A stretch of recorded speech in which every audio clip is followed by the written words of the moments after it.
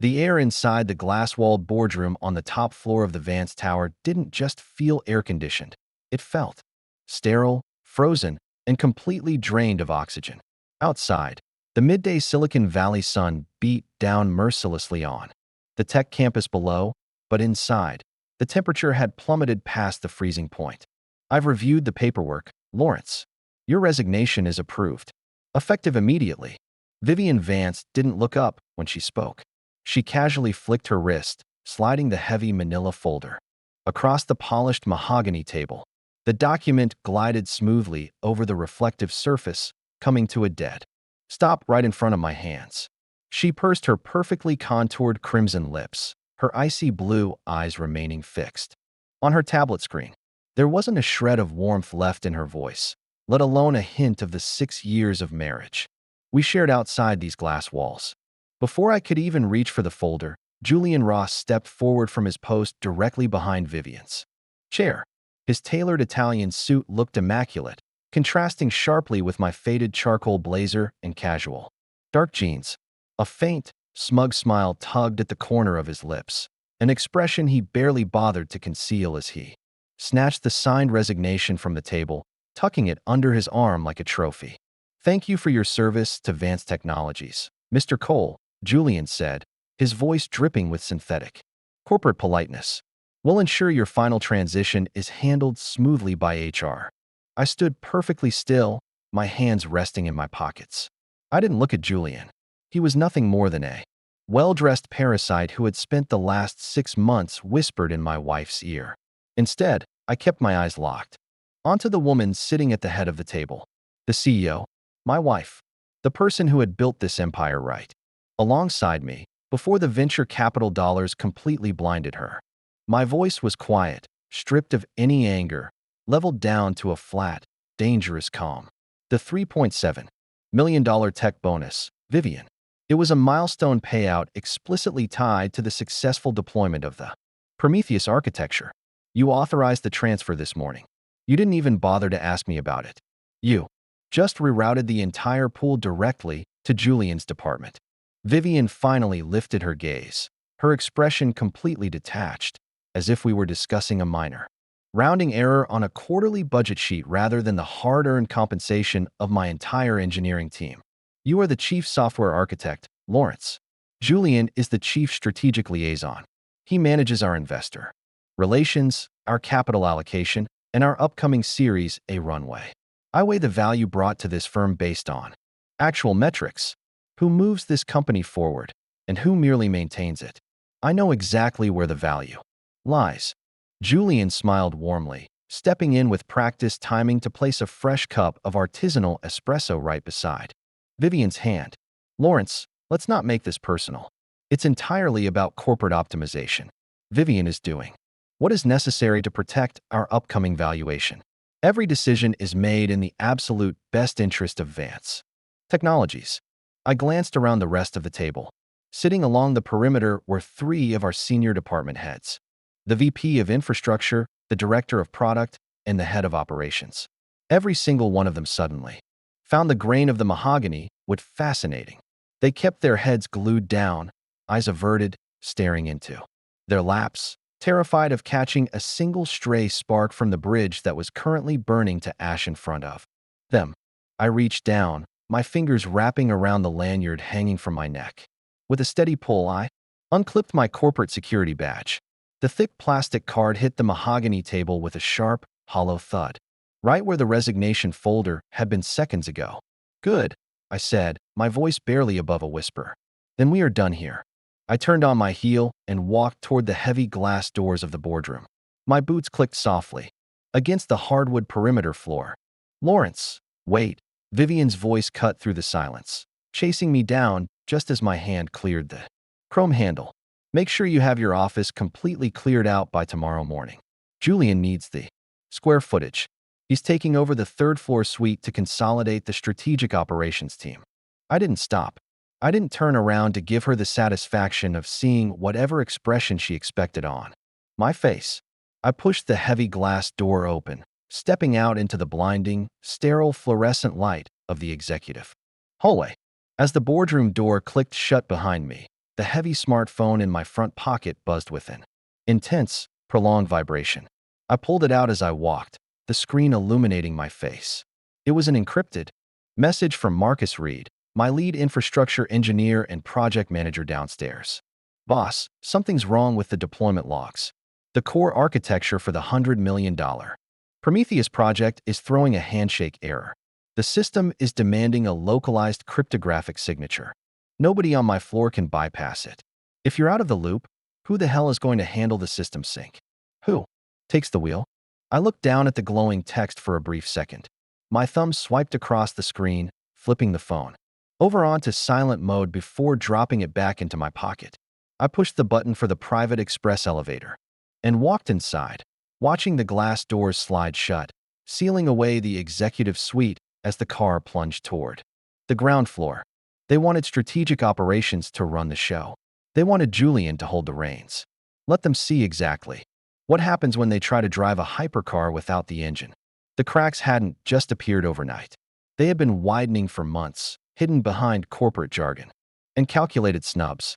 3 months ago, I was sitting in the engineering bay at 2 a.m., the cold blue glow of my dual monitors reflecting off a half-empty can of cold brew. On the screen was the Prometheus architecture. 8 straight months of my life, written in millions of lines of proprietary code, optimized to handle 100 million concurrent data transactions. My eyes were bloodshot, the back of my neck a tight knot of physical exhaustion. I reached for my phone, instinctively opening Instagram. There it was, a fresh post from Vivian's verified account, geotagged at single thread, a 3-Michelin-star restaurant in Healdsburg. The photo showed Vivian and Julian leaning in close over a candlelit table, champagne flutes catching the light. Her caption read, "Incredible. Dinner with my chief strategic liaison, Julian Ross. When you're scaling a vision, having a completely aligned partner who understands execution is everything. Hashtag Founders Life, hashtag Series A." I scrolled down. Half of our middle management had already liked the post. I looked back at my terminal, where a fresh compiling log was running a validation check, then locked my phone and shoved it into my pocket. Without leaving a comment, I went back to fixing Julian's administrative mess in the deployment pipeline. The next morning, I drove up to our house in Los Altos Hills. The place felt more like a boutique hotel than a home. I found Vivian in the walk-in closet, sliding hangers across a custom brass rack. She didn't bother turning around when the door clicked. "You didn't come home last night," she said, her tone level, devoid of curiosity. "I was at the office. Lab 3. Lab 3? Vivian finally turned, her brow subtly lifting as her eyes scanned my wrinkled shirt.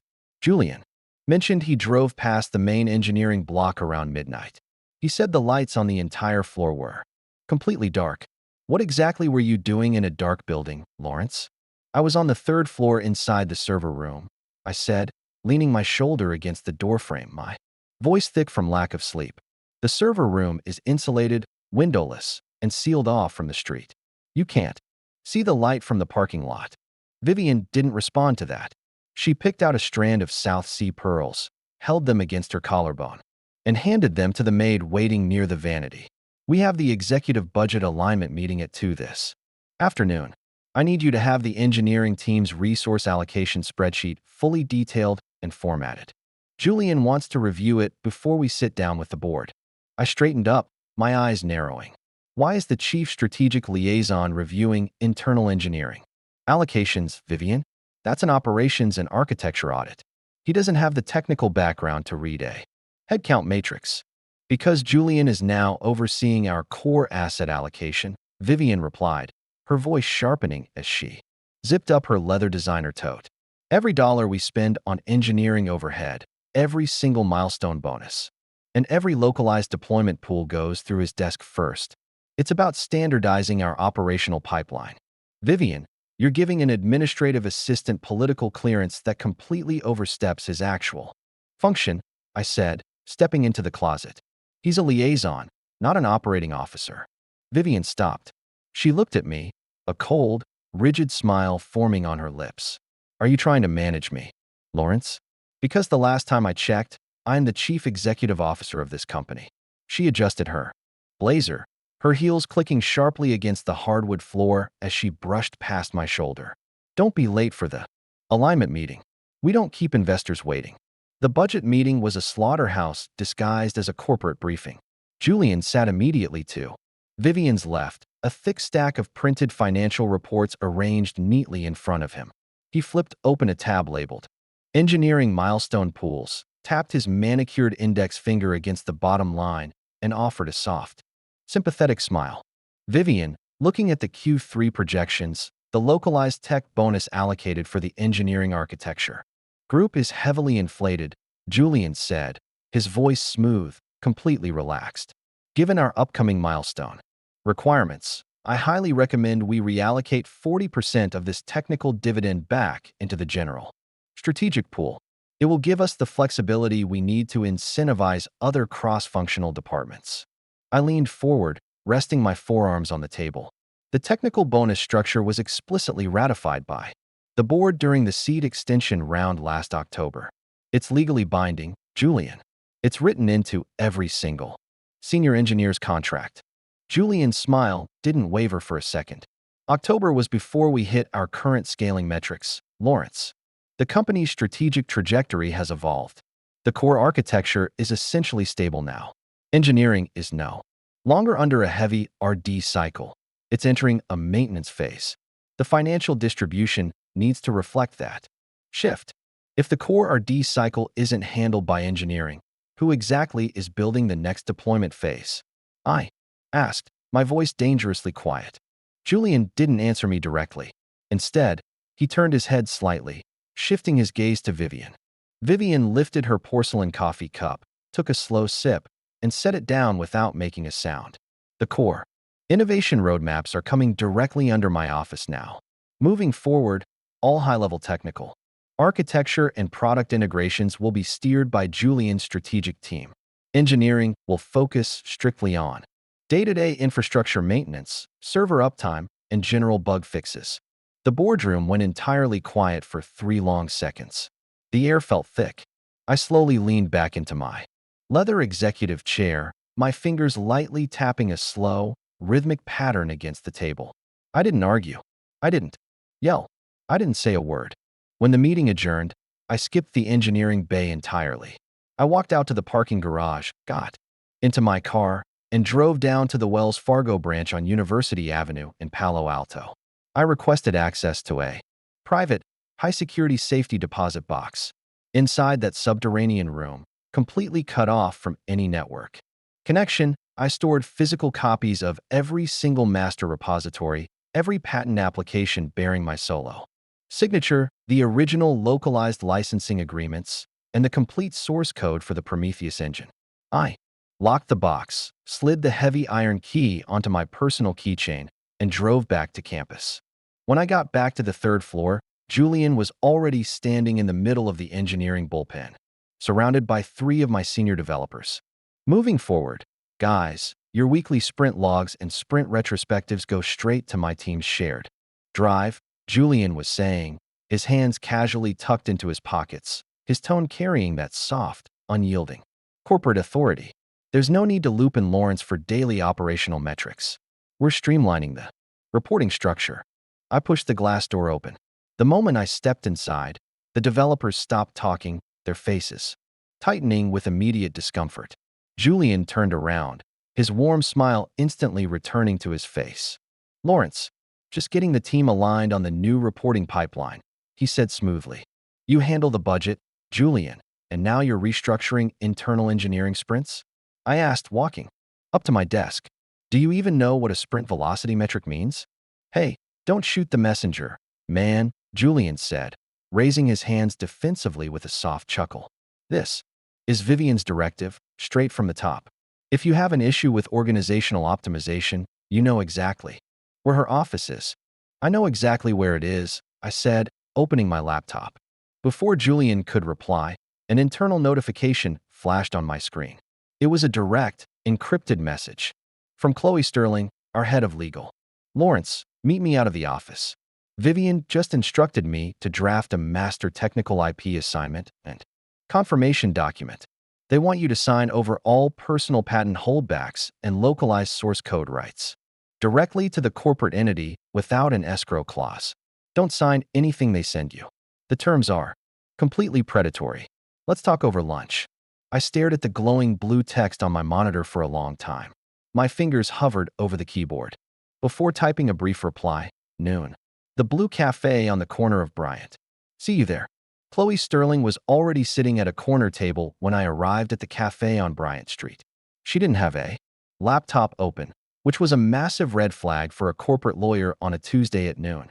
Instead, she was nursing a black coffee, her eyes scanning the room until she spotted me. Sit, she said quietly, sliding a plain white envelope across the small wooden table. Don't read it here. Just take it. I slid the envelope into my blazer pocket. What's the play, Chloe? Julian isn't just playing executive assistant anymore. Lawrence, she said, leaning forward, her voice barely carrying over the hum of the espresso machine. I did some digging through the cap table and the background filings for the Series A round. Julian's uncle is a major LP at the venture fund Vivian is courting. He's the political leverage behind the $30 million commitment they're bringing to the table. I took a sip of my water. So Vivian's buying the capital by giving Julian a playground. It's worse than that, Chloe countered, her expression tightening. Julian is pitch decking himself to the lead investors as the co-architect of the Prometheus engine. He's claiming he co-authored the core data pipeline. The IP assignment agreement Vivian wants you to sign? It's designed to wipe out your solo patent claims and transfer everything to the corporate shell, allowing Vivian to reassign the internal technical credit to whoever she wants, namely, Julian. I let out a dry, humorless laugh. Every single line of the data pipeline was compiled from my local workstation. Julian can't even run a basic script. The capital doesn't care who wrote the script, Lawrence. They care about who owns the asset, Chloe said, looking at me intently. If you sign that paper, you give up your leverage. If you don't sign it, Vivian will look for a way to freeze you out anyway. She's completely backed into a corner by the valuation targets. Let her try, I said softly. The confrontation happened sooner than expected. When I walked back into the Vance Tower that afternoon, Vivian's executive assistant met me right at the security gate. Lawrence, Vivian wants you in the penthouse suite immediately. Julian is already up there, she said, holding the elevator door for me. The CEO's suite was quiet. Vivian was standing behind her desk, looking out the massive floor-to-ceiling windows, while Julian was sitting in one of the leather armchairs, a fresh document folder resting on his knees. As I walked in, Vivian turned around, her face completely masked in professional detachment. Sit down, Lawrence, she said, gesturing to the chair next to Julian. I'll stand, I replied, keeping my hands in my pockets. What's on the agenda? Julian stood up, holding out the folder with a polite, deferential nod. Lawrence, we just finalized the Q3 corporate resource distribution. The $3.7 million technical bonus pool, we've determined that reallocating those funds to the strategic integration department is critical for our runway. Vivian has signed off on the transfer. I ignored Julian completely, keeping my eyes fixed on my wife. Vivian, that money belongs to the engineering team. It's their milestone compensation for shipping the Prometheus architecture ahead of schedule. They worked 80-hour weeks for 4 months straight on your promise. The company pays their salaries, Lawrence, Vivian said, her voice dropping into a cold, transactional rhythm. The engineering team will get their baseline performance bonuses next year. Right now, we are in a high-stakes scaling phase. Julian is managing the strategic alignment that keeps this entire company afloat. I have to look at the macro picture, even if you can't see past your server racks. The macro picture is built on my code, I said, stepping closer to the desk. You're taking the hard-earned money of the people who actually built this product and handing it to a guy who does nothing but schedule dinners and carry your iPad. Julian's face flushed slightly, his diplomatic smile faltering for a split second before he smoothed it over. Lawrence, let's keep the tone professional. This isn't an emotional discussion. It's a capital decision. You want to talk about capital, Julian? I turned my gaze to him, my voice flat and unyielding. How many repositories did you commit this week? How many database scaling bottlenecks did you resolve when the system went down last Thursday? 0. You don't bring capital to this table. You bring your uncle's phone number. That's enough, Lawrence. Vivian slammed her hand down onto the desk, her eyes flashing with sudden anger. Julian's connections are the only reason we are even clearing the hurdle for the Series A. You think your code matters if we run out of cash next month? You're completely out of your depth when it comes to running a real business. She leaned over the desk, her eyes locking onto mine, cold and entirely devoid of the person I used to share a life with. You have two choices. You can support the corporate strategy, sign the IP assignment by Friday, and take your place as a team player, or you can find out exactly how expendable a chief architect really is. I looked at her for a long moment, watching the rigid posture, the corporate armor she had spent the last 2 years perfecting. The anger left me entirely, replaced by a deep, absolute clarity. Friday, I said quietly. Friday afternoon, Julian added, his confidence instantly returning as he adjusted his lapel. We need the executed documents before the investor call. I didn't give them another word. I turned and walked out of the suite, taking the elevator down to the main engineering floor. The bullpen was humming, developers huddled over their screens, working through the latest sprint tickets. I didn't say anything to Marcus or the rest of the team. Instead, I walked straight to my terminal, opened a terminal window, and connected to the core deployment server. With less than 20 lines of script, I initiated a deep cryptographic handshake protocol. The entire Prometheus architecture was now tied to a rotating localized key, a key that required a physical, hardware encrypted token currently sitting in the palm of my hand. If that token didn't ping the master server every 24 hours, the entire deployment pipeline would lock down, completely cutting off any external API requests, regardless of administrative override permissions. I pulled the USB token out of my machine, dropped it into my pocket alongside the envelope from Chloe, and shut down my laptop. The stage was set. They wanted to see how expendable I was. I was more than happy to show them. When I walked into the engineering floor the following Thursday, my keycard buzzed green, but the glass double doors to my executive office didn't budge. I scanned again. Red. A hollow click echoed from the lock. Lawrence, over here, Marcus called out from the water cooler. His voice was forced, his gaze darting toward the end of the main corridor. Julian had facilities clear your office out at 6 this morning. He said, corporate needed to repurpose the square footage immediately for strategic operations expansion. I walked past the glass walls of my old office. Through the tint, I could see 2 movers setting up a sleek brass desk frame. My whiteboards, covered in 8 months of proprietary Prometheus architectural sketches, had been completely wiped clean. At the very end of the hallway, right next to the janitor's closet and the freight elevator, sat a single, windowless telephone booth-style cubicle. My ergonomic chair, my local hard drives, and a single cardboard box containing my personal belongings were shoved inside. Julian was leaning against the adjacent drywall, an iced Americano in his hand, chatting smoothly with a junior front-end engineer.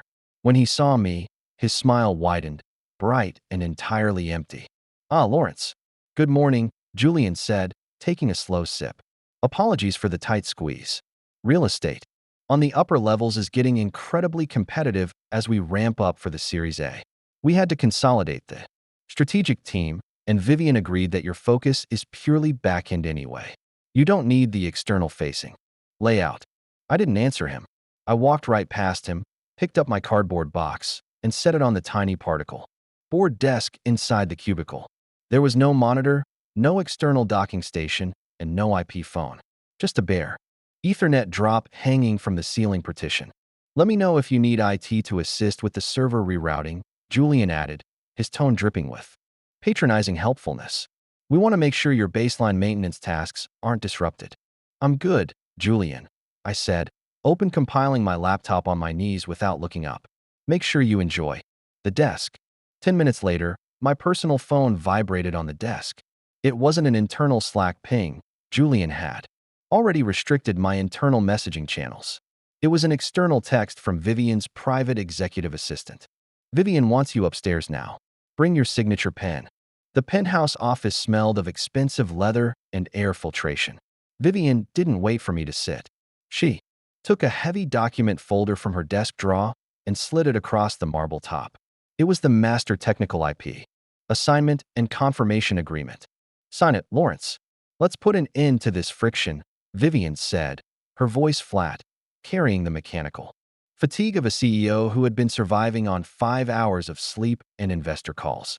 I've added a standard buyout clause, $5 million in structured equity options, vesting over a 24-month runway. It's more than fair for a back-end architecture transfer. I looked down at the top page without picking up the Mont Blanc pen she had set beside it. Did Chloe clear the final markup on these indemnification clauses, Vivian? Vivian's eyes shifted slightly to the left, her fingers tightening around her tablet edge.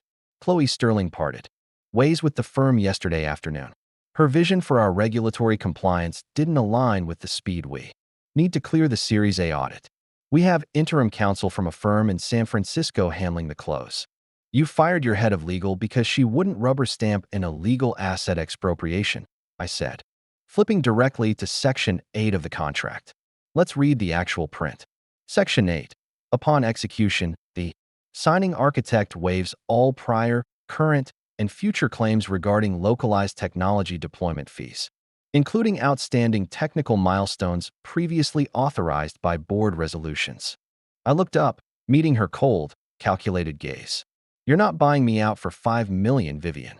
You're using unvested, hypothetical paper options to wipe out my $3.7 million in hard cash dividends, then handing the solo patent rights to Julian so he can present them to the LPs tomorrow morning.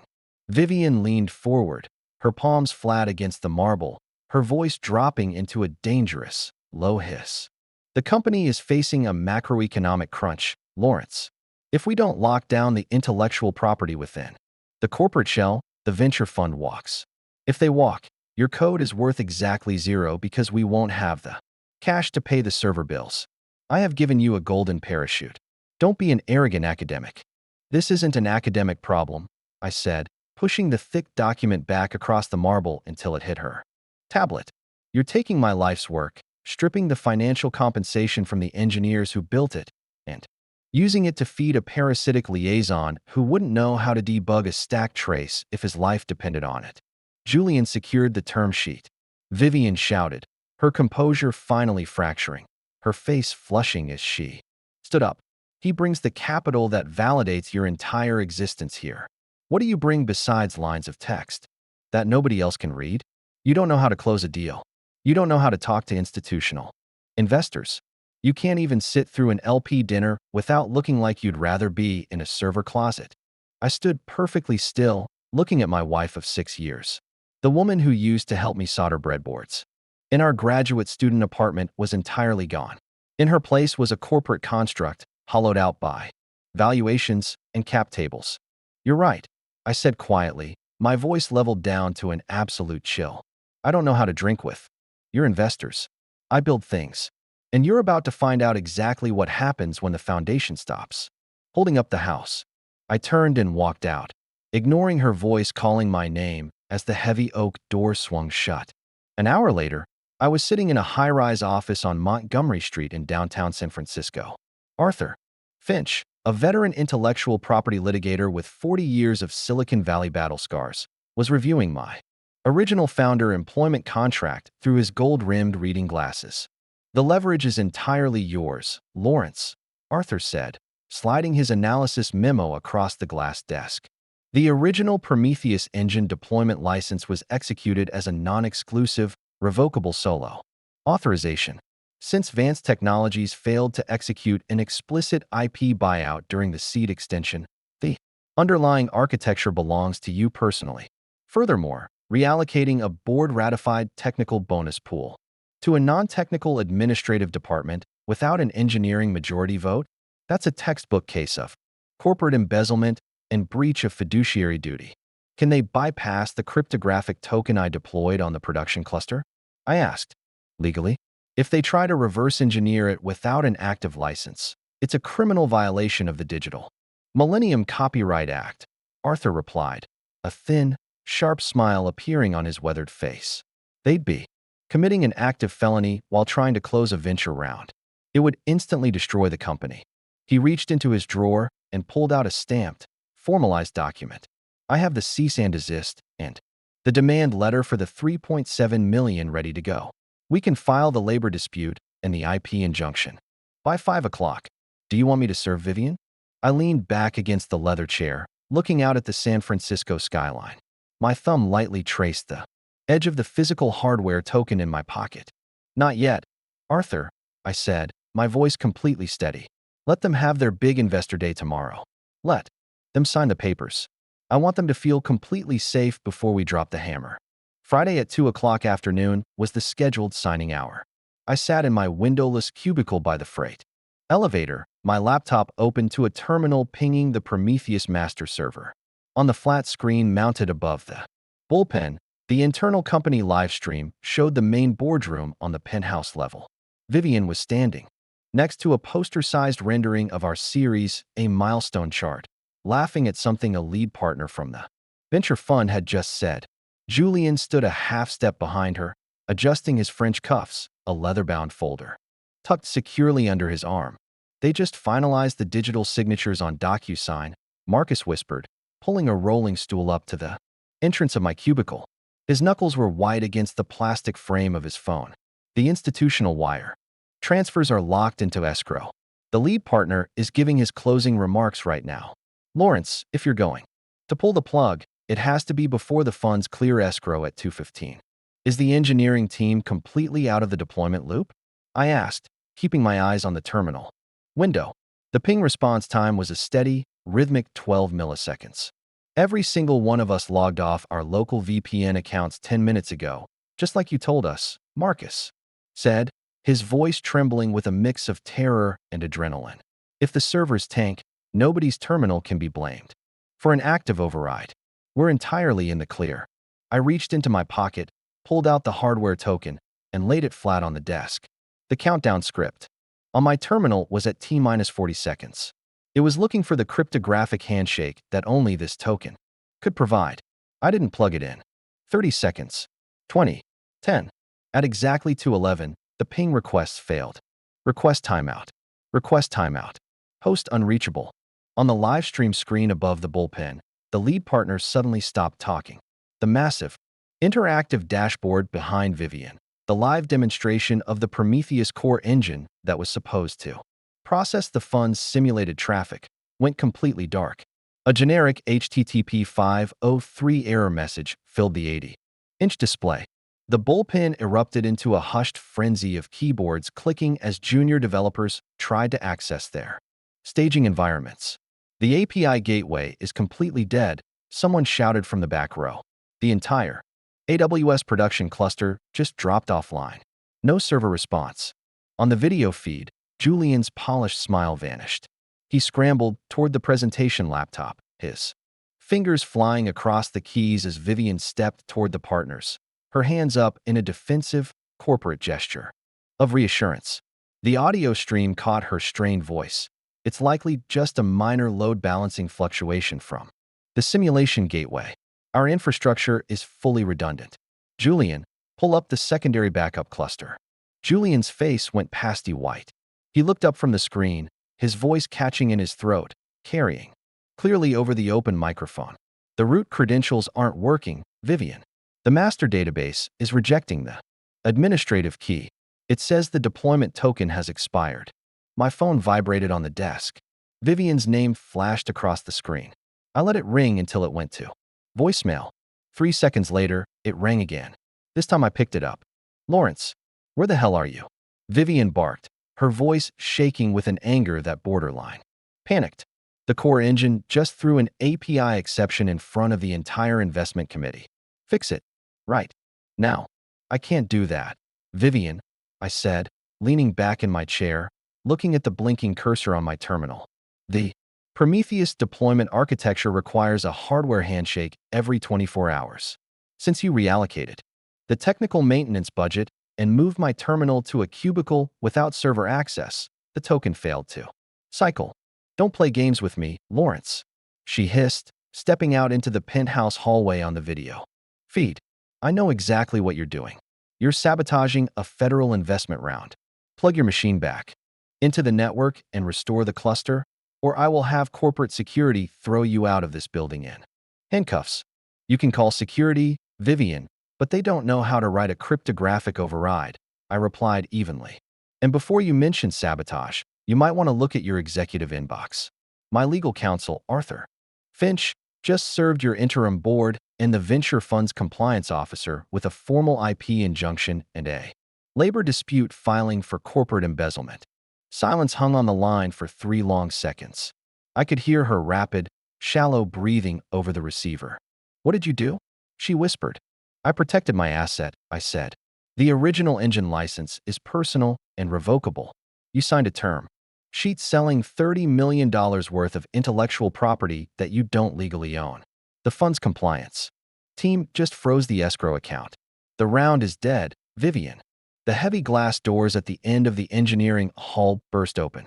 Julian came sprinting out of the elevator. His tie askew, his forehead slick with sweat.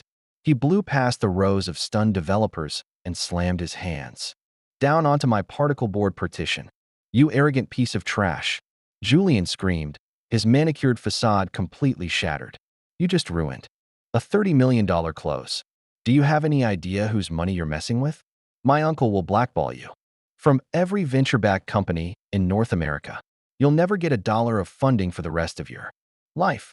I stood up slowly, stepping out of the tiny cubicle until I was face to face with him. He was shaking. Your uncle is an LP, Julian, I said, my voice deadpan, carrying across the completely silent bullpen.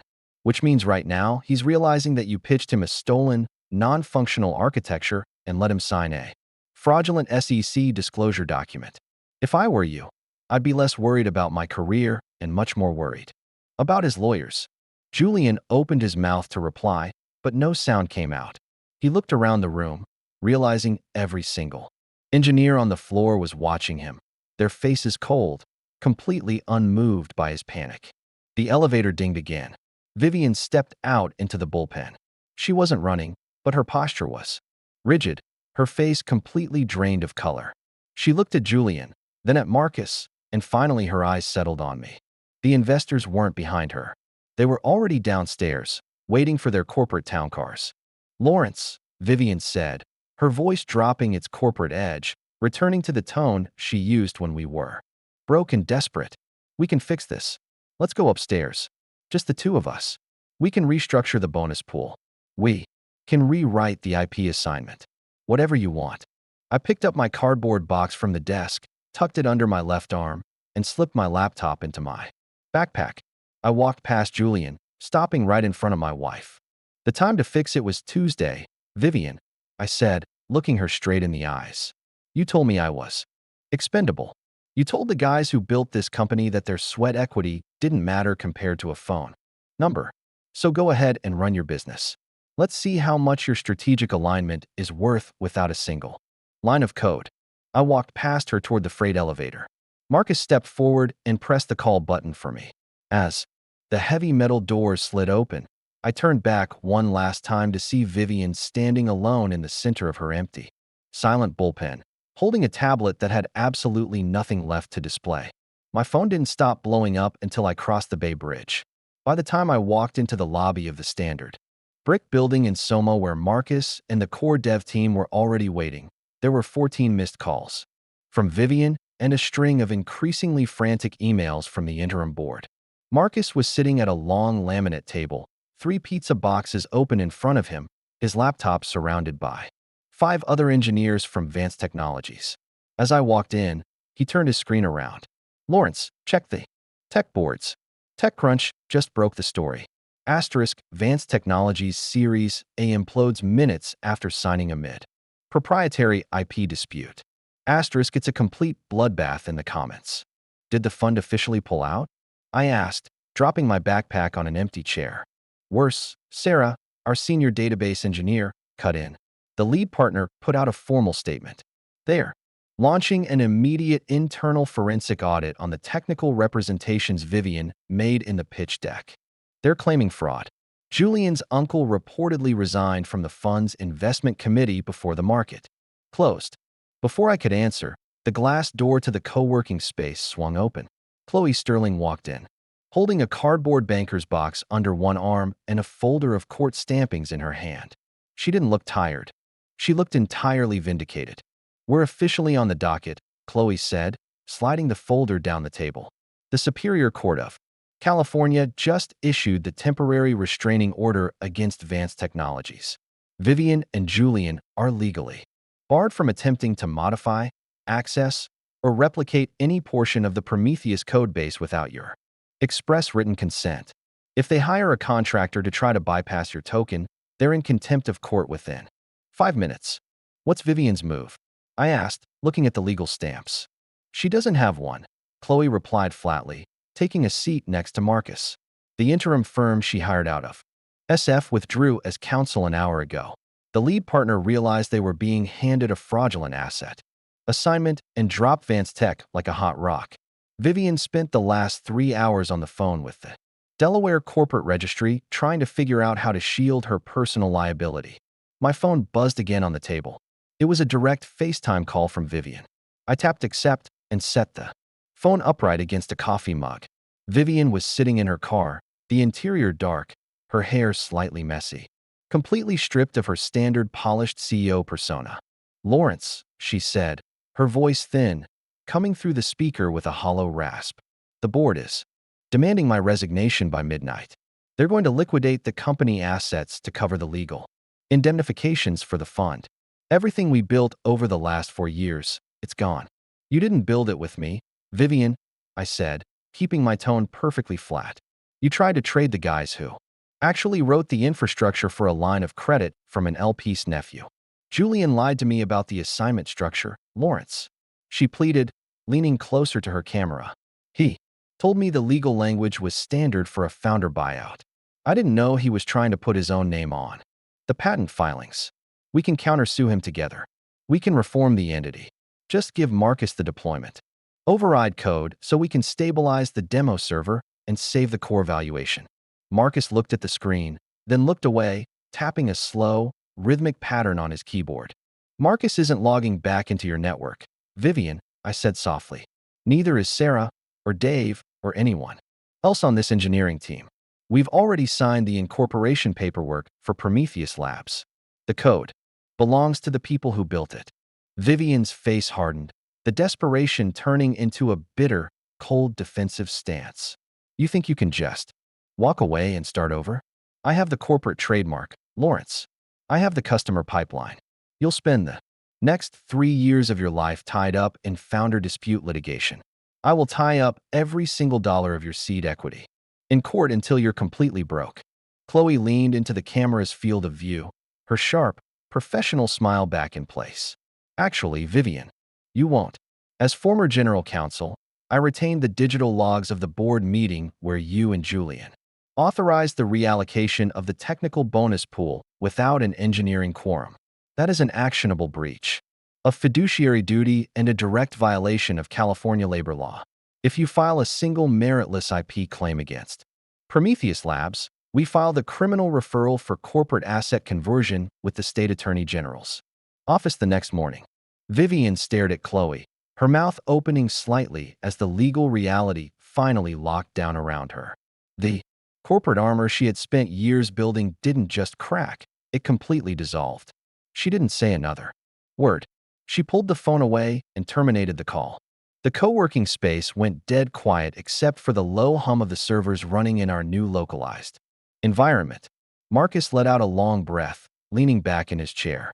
"So, what's the deployment schedule for Monday morning, Chief?" I reached into my pocket, took out the physical hardware token, and plugged it into my laptop.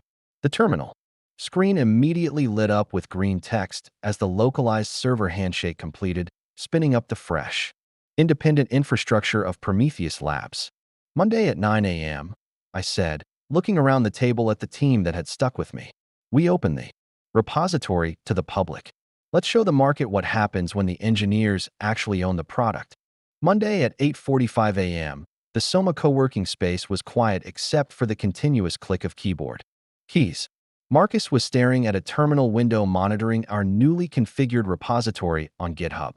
Next to him, Chloe was sipping a lukewarm cold brew, her eyes tracking the live updates on California's corporate registry. Database. The incorporation for Prometheus Labs went active 10 minutes ago, Chloe said, turning her tablet toward me. Delaware certificate filed, California foreign entity registration cleared. We are legally open for business. Lawrence, what's the word on Vance Tech? I asked, keeping my focus on the main deployment script. Chapter 7 asset liquidation forms are already circulating among their remaining creditors, Chloe said, her voice clinical. Vivian's interim board packed up their laptops over the weekend. Julian's uncle retained an aggressive white-collar defense firm out of Palo Alto, and word on the street is he's handing over every text message Julian sent him about the series AIP assignments to protect his own fund. Julian is completely radioactive. Marcus looked up from his monitor, a tight grin breaking through his exhaustion. The public repo is staged. Lawrence, we're 5 minutes away from the 9 o'clock launch. Are we going full open source or keeping the enterprise core gated? Open source the base engine under an Apache 2.0 license, I said. Let the community host it themselves. We gate the multi-region scaling layer. If the big tech players want to run it on their global clusters, they pay the subscription fee to Prometheus Labs. No more VC gatekeepers dictating the codebase. My phone rattled against the laminate table. It wasn't an internal ping. It was an unrecognized private number from a 650 area code. I hit speakerphone. Lawrence? It's Arthur Finch. The lawyer's voice boomed through the small room. I just got off a conference call with the Enforcement Division of the SEC. They're reviewing the fraudulent disclosure filings from Vance Technologies. They wanted to confirm whether you ever executed an electronic signature on the Series A technical verification paperwork. I never touched the system, Arthur, I said. I was sitting in a windowless cubicle by the freight elevator when Julian pushed those documents through DocuSign. Perfect, Arthur replied, a dry chuckle coming through the line. They're tracking the IP addresses used for the administrative overrides. It looks like Julian used Vivian's master credentials from his own machine in the Strategic Operations Office. They're looking at criminal wire fraud and identity theft charges. I told them you're fully cooperative but entirely separate from the entity. And Vivian? I asked, a brief pause hanging in the room. Her personal assets are completely tied up in the bankruptcy estate, Arthur said flatly. The venture fund is clawing back the initial seed extension capital under a material misrepresentation clause. She's looking at personal bankruptcy before the end of the quarter. She called my office 3 times this morning begging for a mediation session with you. No mediation, I said. Tell her to talk to the registry. Already done, Arthur said. Good luck with the launch, kid. The line went dead. I looked at the wall clock. 8:59 a.m. 10 seconds, Chief, Marcus said, his finger hovering over the terminal's enter key. The engineering boards on Hacker News are already tracking the repo stub. If we hit this, the documentation goes live to 30,000 developers simultaneously. Do it, I said. Marcus slammed the key. For a second, the traffic graph remained flat. Then, a sharp, vertical spike of green lines filled the monitor screen. 100 clones, 500 stars, 1,000 downloads within the first 3 minutes. The developer community was ripping through the code, verifying the cryptographic architecture that had frozen Vance Technologies 3 days prior. We're trending #1 on the global tech repositories, Sarah called out from the back table, her voice shaking with excitement. 2 enterprise architecture leads from a major logistics firm in Austin just submitted an inquiry on our corporate pricing page. They want a demo of the scaling layer by Thursday. I walked away from the monitors, stepping out onto the small concrete balcony overlooking the alleyway. The air was crisp, carried the heavy scent of city exhaust and morning ocean breeze from the Embarcadero. My pocket didn't feel heavy anymore.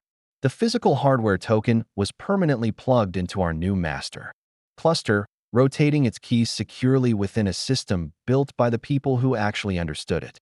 Chloe stepped out onto the balcony, handing me a fresh cup of coffee. What's the first milestone for Prometheus Labs, Lawrence? No VC money means we survive purely on our ARR. I took a sip, looking out at the skyline of downtown San Francisco. Good. If we can't build a product that customers actually pay for, we don't deserve to be in business anyway. Tell the Austin group we'll take the meeting tomorrow morning. We don't need a strategic alignment liaison to tell them what the software does. Chloe smiled, tapping her tablet screen. Meeting scheduled for 10 a.m. Welcome back to engineering. Chief,